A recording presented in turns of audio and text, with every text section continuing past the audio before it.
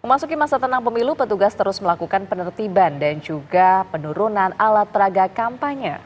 Ya, berbagai baliho hingga spanduk besar diturunkan petugas, bahkan hingga menggunakan kren dan alat berat lainnya.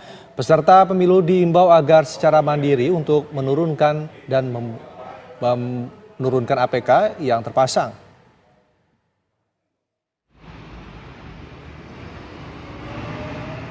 Petugas gabungan di Kota Cilegon, Banten masih terus melakukan pencopotan terhadap alat peraga kampanye milik peserta pemilu di masa tenang hingga tengah malam.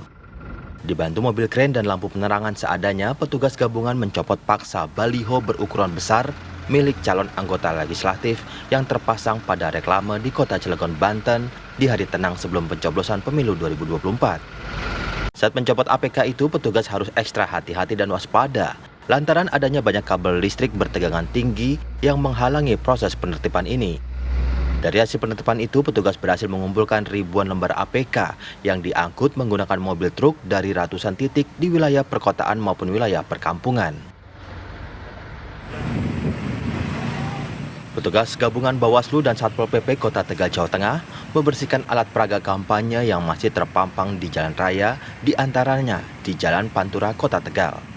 Bahkan petugas terpaksa menggunakan mobil kren untuk mencopot sejumlah baliho raksasa bergambar Capres-Cawapres di jalur Pantura, Kota Tegal. Selain baliho besar, petugas juga membersihkan atribut caleg dari semua parpol yang terpasang di Kota Tegal seperti jalan protokol maupun jalan di perkampungan.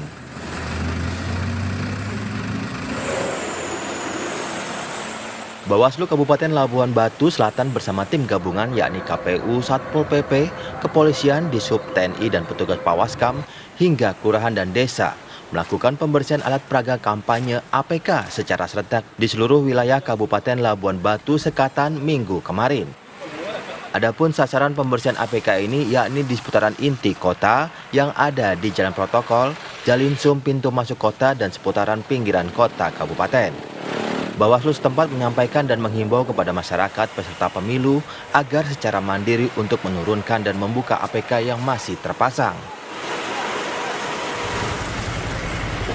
Penertiban juga dilakukan petugas di Kabupaten Maros, Sulawesi Selatan.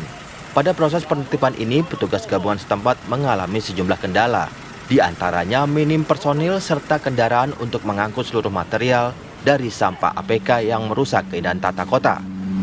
Pada penertiban APK ini masih banyak baliho berukuran besar yang bertebaran di jalur protokol, lantaran tak bisa dijangkau oleh petugas akibat terkendala alat operasional.